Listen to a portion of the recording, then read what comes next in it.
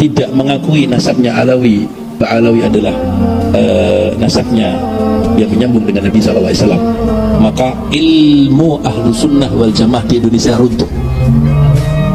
Ilmu yang tersebar di seluruh kiai-kiai yang ada di Jawa ini, bahkan di Nusantara, runtuh. Jadi ilmunya palsu semua. Kenapa? Karena yang membawa ilmu-ilmu para kiai-kiai yang ada di Nusantara ini adalah ilmu Ba'alawi. Islam itu sesungguhnya sudah masuk ke fase dari fase Nabi SAW, sudah mulai menyebar, bahkan sudah masuk ke Nusantara di awal-awal fase masa kenabian. Di awal fase apa? 615 Masehi yang ini. Diteliti lagi oleh sebagian sejarawan. Di sini kemudian Buya Hamka menguatkan dalam salah satu seminar yang beliau sampaikan dengan teori Islam datang dari Mekah. Suprek. Mas Ashidi Idhasha Tashida. 542-1L. Open the door. Assalamualaikum warahmatullahi wabarakatuh. Kembali lagi di Kena Gali Channel. Beberapa waktu lalu nggak sengaja nemu video mungkin dari Muhyiddin. Ada seorang Habib, tahu Habib atau bukan, tapi dari penampilannya itu seperti Habib ya. Dia mengatakan bahwa yang tidak mengakui nasab Ba'alawi itu tersambung ke Rasulullah, berarti ilmu-ilmu ahlu sunnah wal jamaah yang ada di Indonesia ini semuanya runtuh. Karena ilmu-ilmu yang dipegang oleh kiai-kiai di Indonesia ini semua berasal dari Ba'alawi. Tapi secara spesifik tidak dijelaskan oleh beliau ilmu apa yang dibawa oleh Ba'alawi ini. Apakah ilmu dongeng kah? Ilmu khurafat kah? Atau ilmu tafsir mimpi kah? Atau ilmu mengarang bebas? Tapi jika dikaitkan dengan kata-kata beliau yang menyebut ahlus sunnah wal jamaah ataupun kiai-kiai, tentu saja itu sangat berkaitan dengan ilmu agama Islam tentunya ya. Nah, kalau dilihat dari fakta sejarah, Islam masuk ke Nusantara itu sekitar abad ke-7 atau masih zaman para sahabat ya, tepatnya di zaman Utsman bin Affan. Bahkan ini cukup jauh ya dari eranya Wali Songo yang dimana mereka juga menyebar dan mengajarkan agama Islam di Nusantara.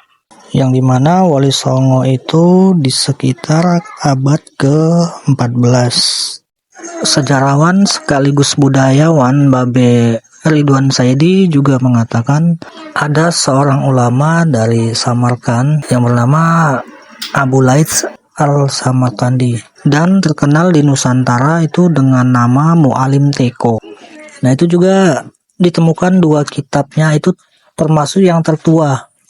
Sejauh ini termasuk yang tertua karena tertulis di sekitar abad 10 ya, di tahun 938 atau di abad ke-10 beliau bilang. Dan beliau juga pernah melihat kitabnya langsung, dan di kitab itu juga membahas praktek-praktek ibadah agama Islam, juga hukum-hukum dalam agama Islam. Nah, pertanyaannya, jika Islam yang masuk di abad ke-7 itu di zamannya Utsman bin Affan, yang notabene Ba'alawi belum ada ya kan.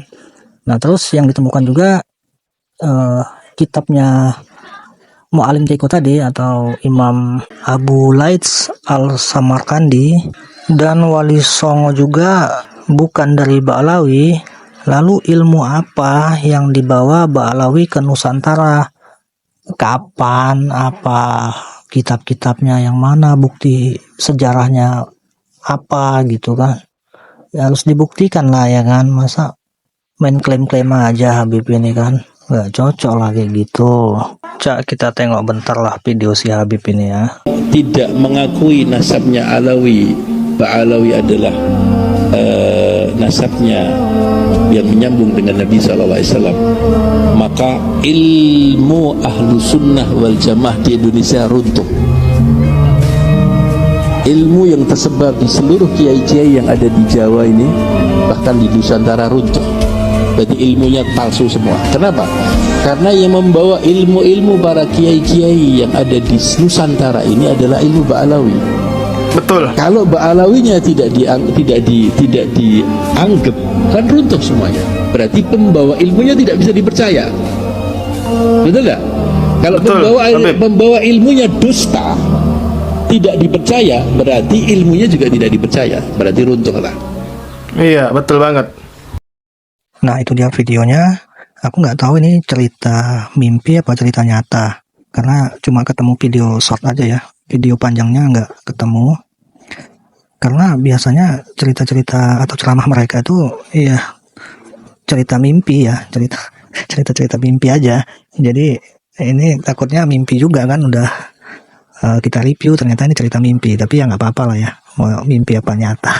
Yang penting di review juga sekaligus ada referensi dari ustadz lain ya. Beneran ada apa enggak peranan Mbak Alawi di Indonesia ini, ya kan? Ya kita tahu, semua tahu lah. Nah, ini ada cuplikan video dari Ustadz Adi Hidayat yang memaparkan sejarah masuknya Islam ke Nusantara.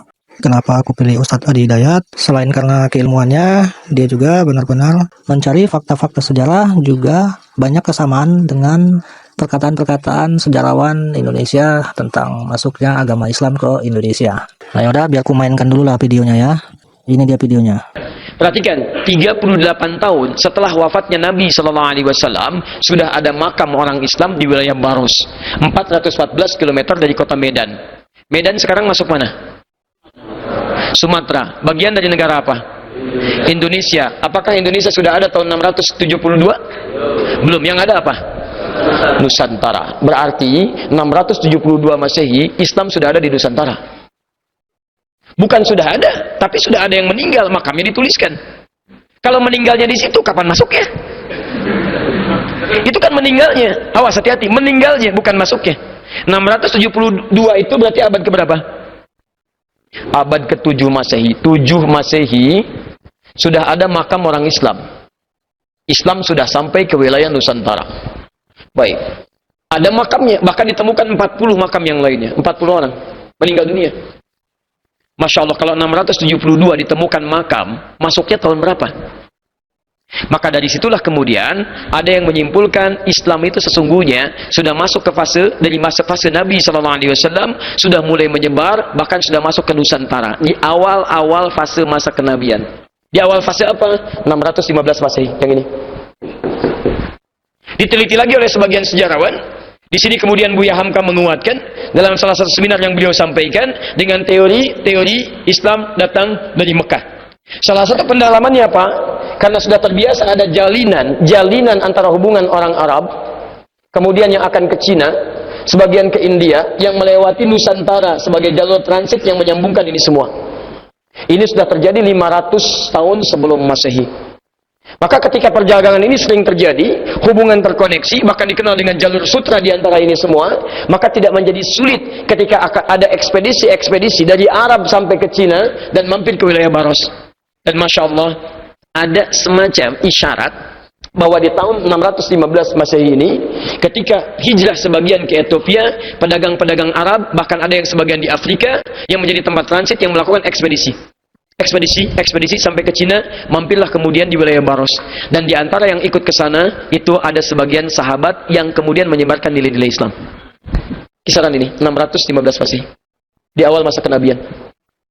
Dimohon maaf, Islam kalau ingin dicari kapan datangnya ke Nusantara, itu ternyata bukan abad ke-13 seperti klaimnya Snokhogroyu, bukan juga di abad yang ke-12 seperti kata sebagian orang. Tapi ternyata di awal fase kenabian, Nabi sudah menyampaikan tugas dari Allah, kemudian menyampaikan risalah Islam, mengejar sampai ke ujung bumi, sampai datang ke Nusantara. Jadi fix ya, sebelum ada Ba'alawi, agama Islam dengan segala keilmuannya sudah ada di Indonesia.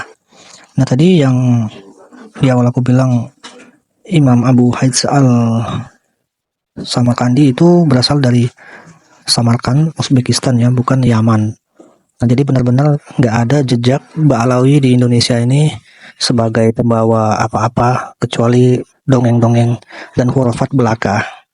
Adapun informasi yang aku sampaikan ini boleh dikoreksi ya, siapa tahu aku juga salah. Jadi sangat terbuka sekali untuk koreksinya di kolom komentar. Oke, segitu aja. Jangan pernah bergantung kepada siapapun di dunia ini, karena bayanganmu saja akan meninggalkanmu di saat gelap. Ibnu Taimiyah. Assalamualaikum warahmatullahi wabarakatuh.